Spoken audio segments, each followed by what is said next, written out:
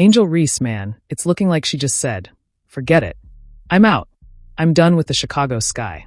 Now check this out, how she scrubbed Chi-Town Barbie from her Instagram bio. That was the first sign something was off. What's going on, guys? This is your channel TFD coming back with breaking news straight off the wire. And man, it looks like Sophie Cunningham has stepped in to speak on this whole Angel Reese drama. Now, I'll be real with you.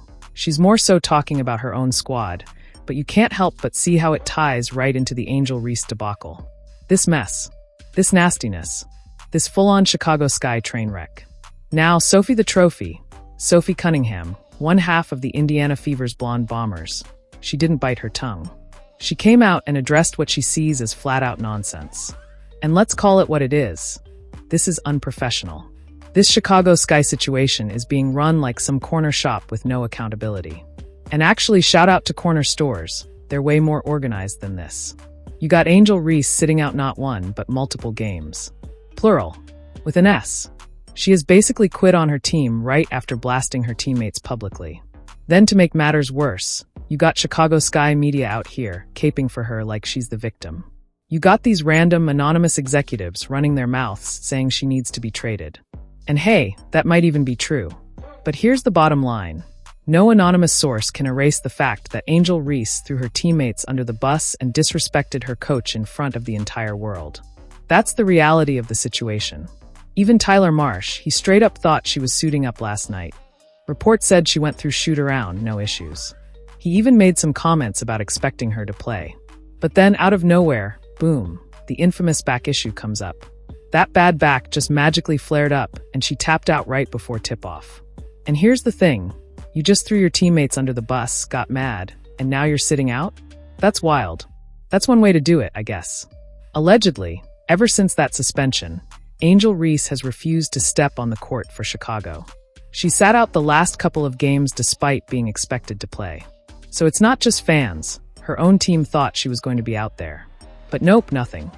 You know, with Angel, obviously the hope was for her to play last game, and you know she reported that the back pain, and so I think coming into today, she went through shoot around again today and was fine. So we're hoping to get her on the floor today, but the approach today was everyone was business as usual, ready to go. So here's the deal. The expectation going into tonight was that Angel Reese was finally going to suit up. But then, boom, underdog WNBA drops the update. Angel Reese back injury ruled out. And at this point, she has officially tapped the bleep out on this squad. I'm calling it right now. It's a wrap. Done deal. Now the real question becomes, what team out there is even going to want her? Because let's be honest, this ain't about talent. It's about baggage. But still, I do see a world where she somehow ends up in Dallas. And man, if that happens, I might have to go check out a Dallas Wings game. Actually, no, scratch that. I don't. I really don't. But here's what would make that wild. Imagine Paige Beckers and Angel Reese teaming up. That'd be a storyline. But let me just throw this out there. Can y'all even sell out a 10,000-seat arena with both of them? With all this supposed needle moving, that's being hyped up? Because if Chicago can't pack the house every night, what makes us think Dallas will be any different? Just saying. That's something to think about. So much for that, huh? WNBA legend Angel McCoughtry just came out and dropped some comments on a podcast. Because let's be real, everybody's got a podcast these days. About Angel Reese clobbering her teammates publicly, straight up drowning her own squad in the media. Now, if that name sounds familiar, here's why. Number 1, she's a flat-out WNBA legend. Number 2, she was the same player last year who tried to come out of retirement and even sent a message to the Indiana Fever. Remember when Caitlin Clark was getting the crap kicked out of her night after night? Angel McCoughtry said, "Sign me. I'll come play the enforcer role. I'll have Caitlin's back." That was her word. Of course, Fever didn't do it. The one they did bring in was Sophie Cunningham. And now look at this. Both Angel McCoughtry and Sophie have spoken up on the fact that Angel Reese went out here and drowned her teammates in public. Everybody knows that's not how you handle business. If you got a problem, you take it to leadership after the season. You don't blast teammates in front of the world. That's just basic professionalism. Responsible athletes don't do that.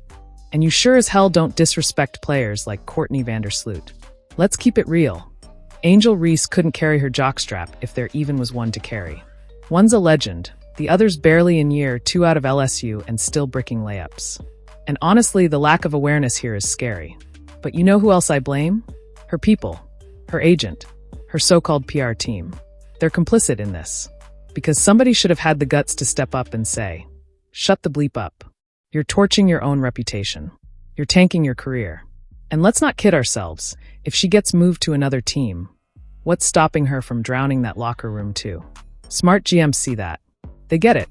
And that's exactly what Angel, the other Angel, was warning about. Need to catch up, here it is. So an article came out in the Chicago Tribune quoting Angel Reese and her frustrations with the Sky organization. I'm not settling for the same we did last year. We have to get good players. We have to get great players. That's non-negotiable for me. And she went on to name names. Oh. Here it is. She named names players specifically like Courtney Vandersloot.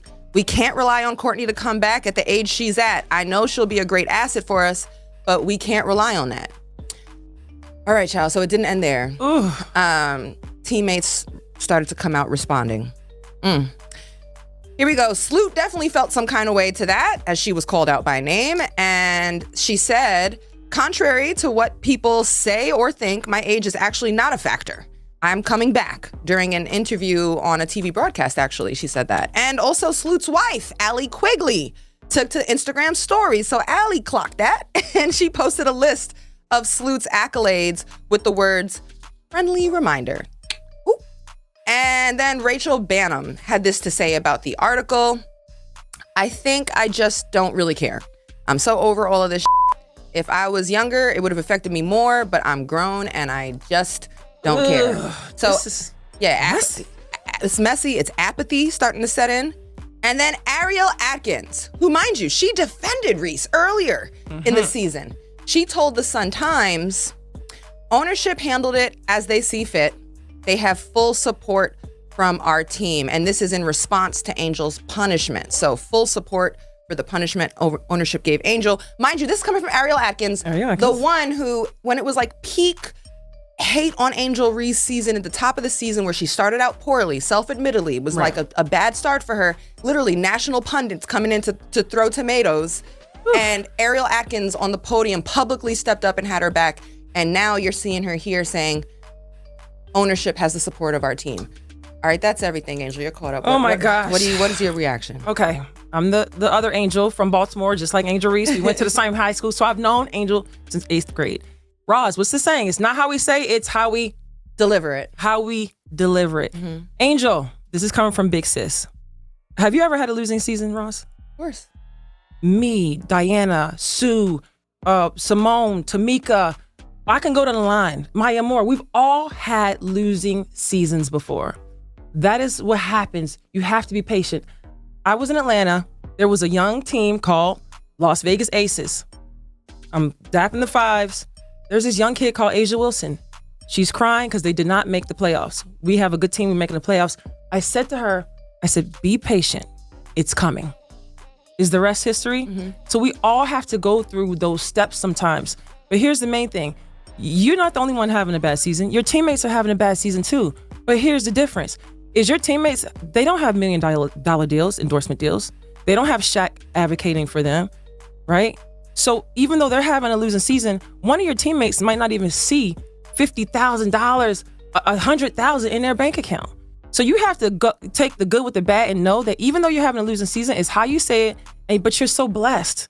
You have everything in front of you. So as a leader, what you do, you go to the front office at the end, you go see your GMs. Hey, what can we do? Who can we bring in? What vets can we bring in? You know, Courtney's coming back. That's how you do it, Angel, for the future. Look, this isn't complicated. If you've got an issue, you go to leadership behind the scenes. You sit down, you ask, what's the plan? How are we going to make this team better moving forward? That's it. Easy. Simple. That's how professionals handle it. Plenty of players do that. They keep it in-house. What they don't do is get out here and publicly drown their teammates. Especially when you're a player that hasn't accomplished a fraction of what the legends in this league have. And that's the part that stings. You're not established enough to be throwing shade on the very people you're supposed to go to battle with. All right, let's take a second and look at what Sophie Cunningham had to say. Sophie, we miss you, no doubt about it. We miss you on the Indiana Fever. Get healthy, get right, because we need you back out there with Caitlin Clark and Lexi Hull. That trio, Trace Letches, we need y'all back on the floor, man. Now, here's the deal. Sophie Cunningham has weighed in on this Angel Reese nonsense. Yep, Sophie stepped up and made her thoughts known on the exact same situation we've all been talking about. She's not afraid to call it how she sees it, and she's got every right. When someone like Sophie, a competitor, a pro's pro, is chiming in, that should tell you everything about how out of pocket this whole Reese situation has gotten. How about the cringe face from Sophie? Great quote. We have to get good players. We have to get great players. That's a non-negotiable for me, which is why the team gave her the little tough love. I'll let you go first here. Not great. No, that's not great. And like, I get when you're losing and it's been a frustrating season, like everyone is feeling those emotions. And when I say everyone, like it's not just her, like I'm sure her teammates feel it, her coaches feel it, the organization, the fans, like literally everyone feels that. And there's some things that there's just some things that you can't say. And I think one of my biggest things is I'm a very team first person. Like I always put the team before my feelings. And I think that should be a standard. And so you got to protect your locker room. And so you just can't be saying everything you're feeling because that just is not a good look. And then your teammates feel a certain way and that causes division in the locker room. So it's just protect your locker room at all costs. And that's it right there. She could have said more, sure. But the bottom line is this. There are just some things you don't say. And honestly, it's common sense. Absolute common sense. You don't go on camera in front of the media and blast your teammates by name. But that's exactly what Angel Reese did. She said Courtney Vandersloot's name. She said her name. Girl, you don't do that. You don't get on camera and say, oh, she's old. She might not come back. We need somebody younger. That's not leadership. That's not professionalism. That's insanity. And I'll tell you what's even crazier. People out here caping for her, defending this behavior. Y'all are part of the problem. You're enabling this nonsense. Protect your locker room at all costs, because right now everybody's losing. The team already feels like it's us against the world. But Angel? She went and made herself part of the world. Now it's her teammates versus everybody, including her.